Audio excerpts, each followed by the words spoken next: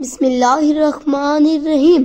السلام علیکم ورحمۃ اللہ وبرکاتہ۔ محترم ناظرین، ایشیا کے تقریباً تمام ممالک میں چاولوں کو بہت پسند کیا جاتا ہے۔ مختلف اقسام کے چاول اور ان کے مختلف ذائقے بہت مشہور ہیں، مگر چاولوں کے متعلق نبی کریم صلی اللہ علیہ وآلہ وسلم کی ایک حدیث مبارکہ ہے کہ ایک دفعہ ایک صحابی رسول صلی اللہ علیہ وآلہ وسلم کی خدمت میں حاضر ہوا اور یوں عرض گزار ہوا کہ اللہ کے رسول صلی اللہ علیہ وآلہ وسلم، میں رزق کی تنگی کی وجہ سے بہت پریشان ہوں، میرے رزق میں اضافہ کے لیے کوئی طریقہ بتائیے۔ نبی کریم صلی اللہ علیہ وآلہ وسلم نے فرمایا کہ تم چاول کھایا کرو۔ پھر یوں ہی ایک اور صحابی رسول صلی اللہ علیہ وآلہ وسلم کی خدمت میں حاضر ہوئے اور عرض کیا، یا رسول اللہ صلی اللہ علیہ وآلہ وسلم، میں رزق کی فراوانی اور اضافے کی وجہ سے پریشان ہوں، یہ رزق میری ضرورت سے زیادہ ہے،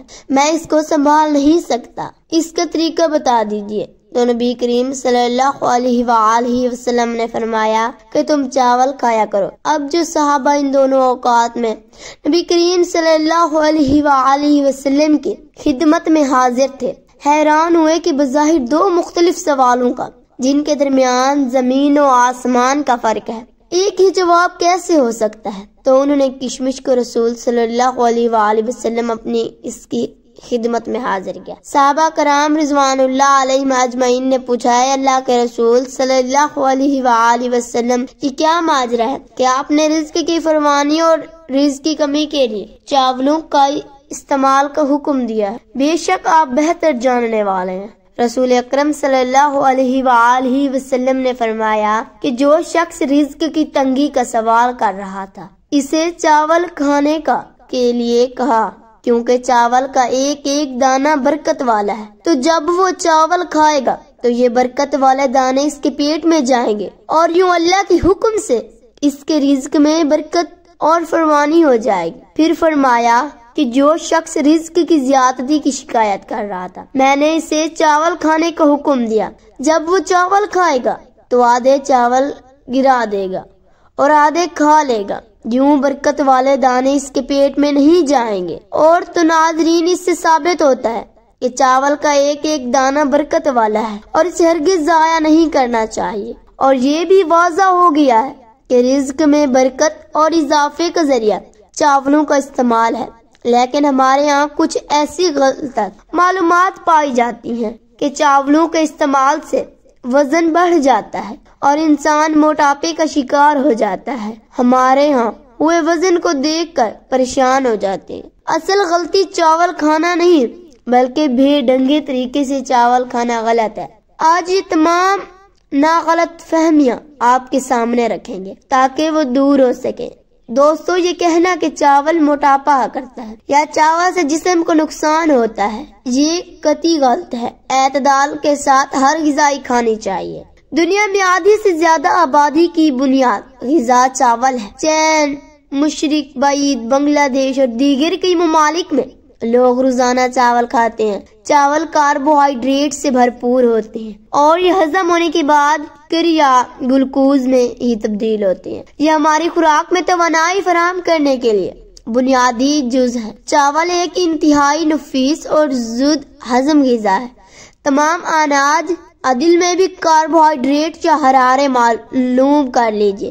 100 گرام سفید چاولوں میں 130,000 ہوتے ہیں، جبکہ 100 گرام گندم کی روٹی میں اس سے 2 گنا یعنی 264 حرارے ہوتے ہیں۔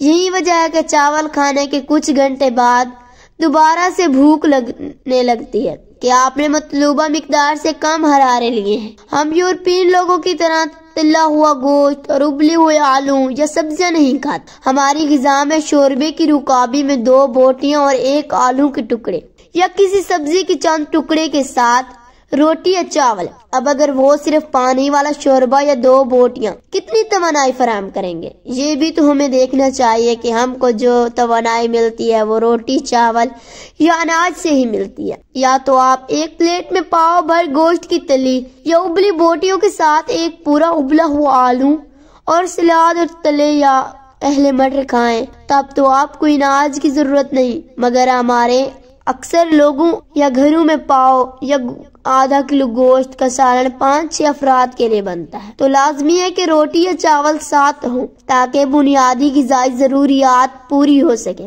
یہ الگ بات ہے کہ موٹا کرتا ہے، اس لیے ہمارے ملک میں لوگ کی تونت نکل آتی ہے۔ وجہ آرام، طلبی اور کھائی گئی غذا کو پوری طرح جسمانی مشقت سے ہراروں کو خرچ نہ کرتا ہے۔ اصل میں جو چیز موٹا کرتی ہے وہ چکنائی ہے۔ اگر آپ ہمارے کھانوں پر نظر ڈالیں تو ان میں بغیر رنگ کے یا تیل کے ذائقہ نہیں آتا۔ ہمارا ہر کھانا پاؤ بھر تیل میں بنتا ہے۔ یہ بریانی کے چاول نہیں بلکہ اس میں موجود چکنائی موٹا کرتی ہے۔ چین کے لوگ روز چاول کھاتے ہیں لیکن اس کے ساتھ جو بھی چکن یا سبزیاں گریوی کے ساتھ ڈالتے ہیں وہ بغیر چکنائی کے سوپ نما ہوتی ہیں۔ یورپ، امریکہ میں سبزیوں اور گوشت کا جو سالن بنتا ہے وہ بھی بغیر چکنائی کے سوپ نما بنتا ہے جس کو چمچے کی مدد سے کھایا جاتا ہے۔ وہ لوگ زیادہ تر پنیر استعمال کرتے ہیں، یا پھر اگر کوئی چیز فرائی کرنی ہو تو گھی تیل استعمال کرتے ہیں۔ اگر موٹاپے اور بیماریوں سے بچنا ہے تو گھی یعنی تیل کم سے کم استعمال کیجیے، اپنا انداز بدل لیجیے۔ ہم کاربوہائیڈریٹ بھی کھا رہے ہیں اور ساتھ چکنائی بھی۔ چکنائی ہمارے جگر پر بے انتہا مشق ڈالتی ہے اور یہ جسم میں برابر راہ چربی کی صورت جمع ہو جاتی ہے کہ کاربوہائیڈریٹ زیادہ لینے کی وجہ سے اس کے استعمال کی نوبت نہیں آتی اور جسم میں براہ راست چربی کی صورت میں جمع ہو جاتی ہے۔ ناظرین، ساری خرابی کی جڑ ہمارے کھانوں میں چکنائی کی بے انتہا زیادہ مقدار ہے جس سے بے شمار امراض اور پیچیدگیاں پیدا ہو رہی تھیں۔ ہمارے ہاں عموماً چاول کو بہت زیادہ پسند کیا جاتا ہے۔